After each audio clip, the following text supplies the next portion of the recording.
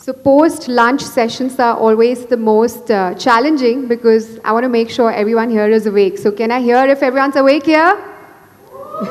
Okay, thank you. When I got a call to be in this talk and I was told that the theme is misfits and that I fit perfectly in the theme, I was not sure if I should be ecstatic with joy about it or be worried about being seen as a misfit. Well, the thing is, what is a misfit anyways? Let's go a while back and dive into my past. In school, I was the kind of student who excelled and topped at subjects, the kind of student that teachers gave examples about, the kind of student that if you were my batchmate, you would probably not introduce me to your parents because they would be like, "Dekho isko." I was also the kind of student who would ferociously participate in elocutions and love it, but ironically love her own company after all that was done. I was the kind of student who found friendships absolutely a waste of time and who found small talk very painful. So clearly I was the kind of student who doesn't have any fun memories from school, just some certificates and awards lining her shelves. At some point in my life, I reached a stage where I had to make a choice. Now, being from the typical Indian society and a student who does well in science, I had two options in front of me, engineering and medicine.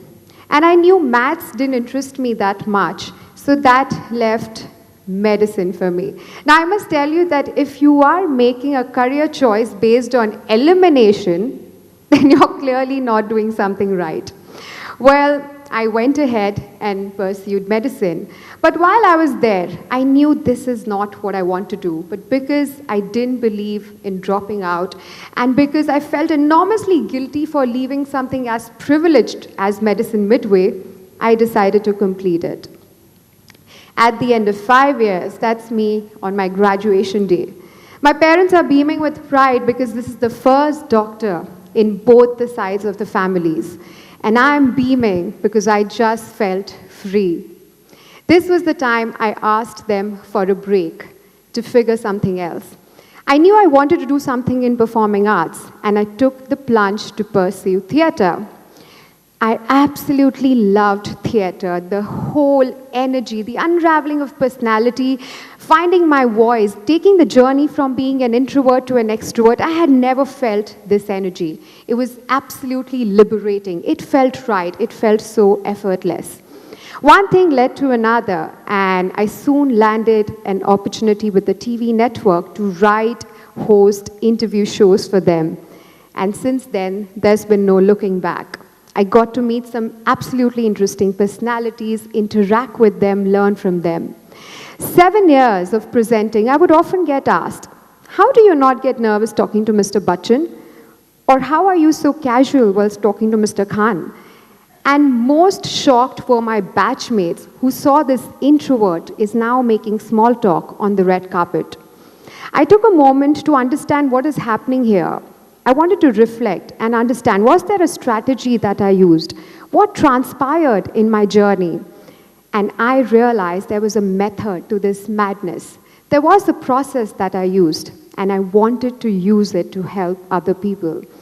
And that's when I donned my next hat. Speak to Inspire, my academy was born, where I coach and empower people to find their voice and conquer the stage, to find how they speak, to find their story. Now, amidst the lockdown, I wanted to make sure that this story reaches far and wide, and I wanted to coach people who I can't even reach personally or who can't pursue my courses. So that's when I donned my next hat as an author, and Bedazzle was released in 2021, my debut book. When I'm not coaching or writing, I adorn another hat, that of an entrepreneur, of a young business media company. So obviously now when people want to introduce me, they are confused. They often ask me, which one of these roles do you want to be introduced as? And I ask, who defined one role for a person anyways? So a person who does multiple things from outside may seem like a misfit, handling a lot of things, handling more than one field. But this is where I want to introduce you to the world of multipotentialites. A multipotentialite is a person who has more than one interest, who has more than one skill, or who is pursuing more than one profession, or who at some point has switched into two diverse fields. And there are quite a lot of them. I have a friend who loves working with dogs, so she decided to become a dog trainer and a dog behaviorist back in 2015. She was doing really well. Now, in the lockdown, she really missed working with dogs, and she also sketches well, so she decided to start making dog sketches.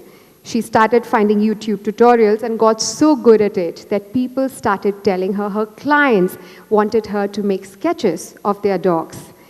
And now she does both. She is a dog behaviorist, a dog trainer, and she also makes perfect dog sketches.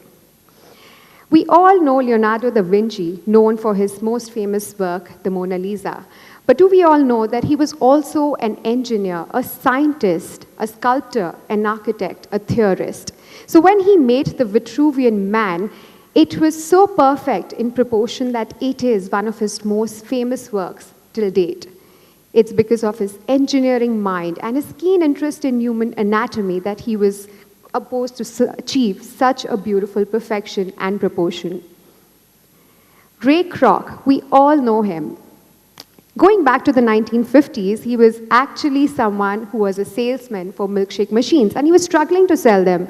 So he was very surprised when he got this call for 6 milkshake machines from a single restaurant far away.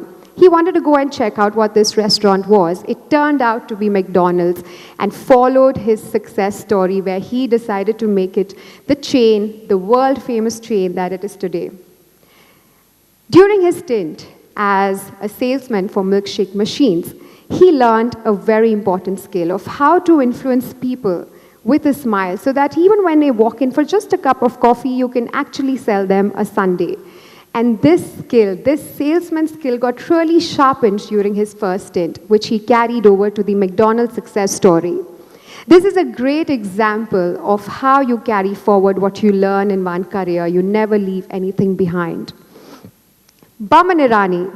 He was actually a photographer till the age of 35, after which he pursued screen acting, and he's won a lot of critical acclaim for it. During his stint as a photographer, he learned the art of expression. He learned how to face the camera, and that's also when he realized that acting is what he wants to do. We all know Falguni Nair, the founder of Nykaa, at 50. Before that, for 20 years, she was an investment banker, and that's when she learned how to identify the right investments, how to deal with investors, how to build relationships with them, how to identify the financial strengths of a business. And she clearly carried that forward to her venture, Nykaa. Steve Jobs. Now, he dropped out of college, but during that time, he would still hang around the campus, and that's when he saw these beautiful posters of a calligraphy course, and he wanted to pursue it. That's when he learned the beautiful time fonts, how to write letters in such lovely style. 10 years later, when he designed the Macintosh, the first Macintosh computer, this all came to him, and he all designed into it. That's why Mac has the most beautiful typography you will ever see. That's because Steve Jobs decided to take this course. So I studied multipotentialites for a bit and found out that there are 3 things that they do differently that we all can do if we have more than one aspiration, because it's possible to achieve more than one profession. Number 1, they commit. Instead of flitting from one flower to another or just going from one profession to another, decide to excel at it. Commit to that particular profession before you move on to the next one. So generally this happens. The multipotentialite has a very short interest wavelength. So once they have dominated the challenge of that field, they immediately start looking for the next one like a predator. And once they find that, they again jump into it and they want to start learning the new field again. Now, for someone who's looking at this from outside will say, हर 2 साल इनको profession बदलना है, कैसे चलेगा?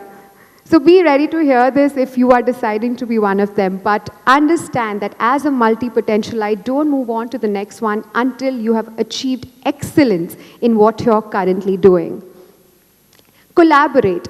Ask yourself, how can I combine the things that I've learned in these two different professions to find something new, because magic happens at the intersection. As a coach, I combined what I learned about neuropsychology from the world of medicine to performance psychology from the world of theater, to consumer insights from the world of television, to actually give Speak to Inspire, the academy that trains people to dominate the stage. It is possible if you put some thought to it and find a third way that has never been done before, because that gives you a very unique way of doing things. The third thing they do is they have the courage to do the above two. Now we all have the talent. We all have the ideas. Remember as kids when we would play pretend play, how many roles would you play in a day? In the morning you could spread your wings and be a bird pretending to be with a flock of birds. In the afternoon you could whip up a fantastic meal like a chef in your toy kitchen. In the evening you could be an inventor joining three pens together so that you can color faster. You could punch into a calculator pretending to be a shopkeeper, all in a day's play. How about we carry that courage to try new things into adulthood? Because it's not just about talent. Talent is one thing, but it's the courage to commit, to excel in that particular field that makes the journey from a misfit to a maverick. A maverick is someone who doesn't belong or feel the need to belong to a particular category, someone who creates his own category, and someone who paves a path for others to follow and emulate. That's the courage we need. We all feel that this is how our life is going to look like, but actually, this is how it looks like. At every curve, at every detour, you carry something, you carry a new experience, a new aspiration, a new learning, a new insight, and that takes you forward on a new journey. It's okay to have multiple aspirations. It's okay if when you ask a kid, what do you want to be, and he comes up with multiple answers. It's possible. One life. You can pursue more than one thing. I want to leave you with a short story before I go. There was a girl sitting in a classroom, absolutely sad, disappointed. There was a blank white piece of paper in front of her. She was asked to draw something, but she just couldn't. So the teacher walked in and looked at the paper and said, "Oh, it looks like there is a polar bear in a snowstorm because I can't see a thing." And the girl said, "That's funny. I just don't know how to draw." And the teacher's like, "Why don't you just take a marker and just make a mark and see where that takes you?" So just to get done with it, she took a marker and she took a big jab right at the center to make a dot. And the teacher said, "Okay, now you sign it." And the girl said, "Well, okay, I can't draw, but I can write my name. I'll do that." And she signed at the bottom. Next day, she was surprised when she walked into the classroom. Her little dot was framed in a golden frame in the center of the classroom. She looked at it and said, "Oh, I can make a better dot than that." And she took out her never-before-used set of watercolors and got to work. So now she started making dots everywhere. She made a red dot, a yellow dot, a blue dot, a purple dot. She suddenly realized that, oh, the blue and yellow dot give rise to a green dot. So now she was discovering and experimenting, and then she looked at it and said, if I can make small dots, then I can certainly make big dots. And she took out bigger brushes and a bigger canvas, and she started painting the entire canvas. She even made a dot without making a dot. She left a big circle that was empty in the center and made dots all around it. And then she took a pause and looked at all the pieces of masterwork that she had created. And she looked at it and said, oh, looks like I can paint. And it all started with a dot. We all have one life. Why live with the dot when you can paint the entire canvas? Thank you.